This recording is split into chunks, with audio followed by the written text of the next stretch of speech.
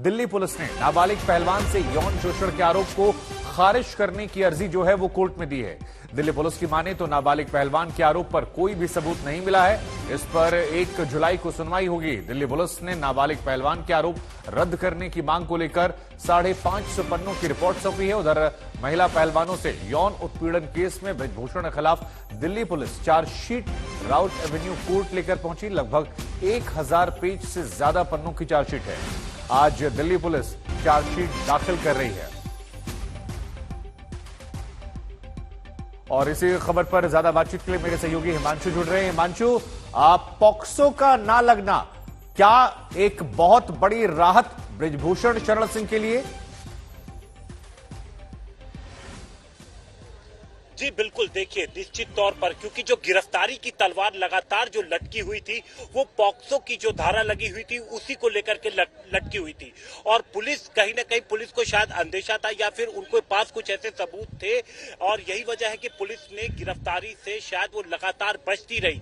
हालांकि गिरफ्तारी को लेकर के पहलवान लगातार प्रदर्शन करते रहे, लेकिन पुलिस ने ब्रिजभूषण को गिरफ्तार नहीं किया। और आज पटियाला हाउस कोर्ट में पुलिस रिपोर्ट लेके पहुंची है। तकरीबन 550 पन्नों की वो पूरी रिपोर्ट है, जिसमें वो पूरी कार्रवाई जो 28 अप्रैल को जो एफआईआर दर्ज हुई थी पॉक्सो की, और उसके बाद पहले 161 का बयान हुआ, फिर 164 का बयान हुआ और फिर दोबारा उसी केस में पटियाला हाउस में 164 का बयान हुआ। तो इन तमाम जो इन्वेस्टिगेशन में पुलिस को जो भी कुछ मिला है वो सारी रिपोर्ट 550 पन्नों में समेट करके दिल्ली पुलिस की एक टीम पटियाला हाउस कोर्ट पहुंची है। वहीं जो दूसरी एफआईआर दर्ज हुई थी, जिसमें 6 जो महिला पहलवान थी उनकी तरफ से जो दर्ज की गई थी, उसमें 1100 पन्नों की करीब चार्जशीट तैयार करके दिल्ली पुलिस की एक टीम यहां पर राउत एवेन्यू कोर्ट पहुंची हुई है। तकरीबन 11:15 बजे के आसपास शुभांकर यहां पर पुलिस की टीम पहुंची और केस जो एसआईटी बनाई गई थी इस पूरे मामले की जांच के लिए, जो महिला अधिकारी हैं वो यहां पर है। जिस थाने में कनॉट प्लेस थाने में एफआईआर दर्ज की गई थी उस थाने के जो अधिकारी हैं वो यहां पर मौजूद है। तो दोनों प्रक्रिया एक साथ तय की गई। आज का दिन लगभग पहले से ही तय था, क्योंकि जब पहलवानों की बात हुई थी वरिष्ठ नेता से जो अनुराग ठाकुर से, तो आज का दिन तय हुआ था कि 15 तारीख तक पुलिस अपनी रिपोर्ट दाखिल कर देगी। और आज देखिए 15 तारीख है, पुलिस दोनों कोर्ट में एक साथ पहुंची और एक साथ रिपोर्ट दाखिल कर दी है।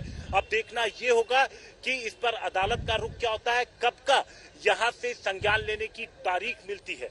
जी शुभांकर, यहां पर लेकिन पॉक्सो को लेकर कहा जाता है कि कोर्ट में जज साहब के विवेक पर भी तय करता है। जितना हमने पढ़ा समझा जाना कि पॉक्सो को लेकर अगर पीड़िता वापस लेती है तो सीधे रद्द नहीं होता है। ऐसे में जज साहब देखते हैं शायद क्या सबूत है, अगर कोई प्रथम दृष्टया नजर आ रहा है तो केस बनता है, नहीं नजर आता तो हट जाता है।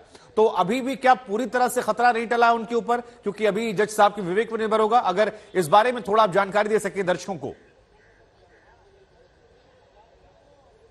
बिल्कुल, देखिए जो रिपोर्ट यानी चार्जशीट नहीं है, लेकिन रिपोर्ट जो तैयार करती है पुलिस, वो अब तक की पूरी इन्वेस्टिगेशन की रिपोर्ट होती है।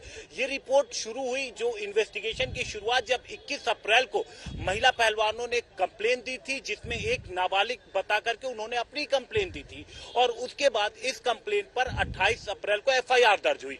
तो लगातार जो इन्वेस्टिगेशन के दौरान जो पुलिस ने स्टेटमेंट दर्ज किए जो लोगों के, इसके अलावा जो इन्वेस्टिगेशन की, तो जो एज प्रूफ से रिलेटेड पुलिस को जो भी इसमें एविडेंसेस मिले, उन सारे एविडेंसेस को पुलिस ने उस रिपोर्ट में अपनी लगाई है। इसके अलावा जो पहले बयान दर्ज हुआ था 161 और 164 का, उस बयान को लगाया है। और जब दोबारा जो बयान दर्ज कराया गया जो बच्ची है उसके पिता की तरफ से, उसको भी लगाया गया। और साथ ही साथ क्या कुछ उनको अपने इन्वेस्टिगेशन में मिला है, केस को जो पहला एलिगेशन था उसको समर्थन, या फिर जो दूसरा जो जब वापस लिया गया 164 का बयान दर्ज करा करके उससे रिलेटेड, वो सारी चीजें पुलिस ने कलेक्ट करके अब कोर्ट के सामने रख दी है, एक रिपोर्ट बना करके रख दी है।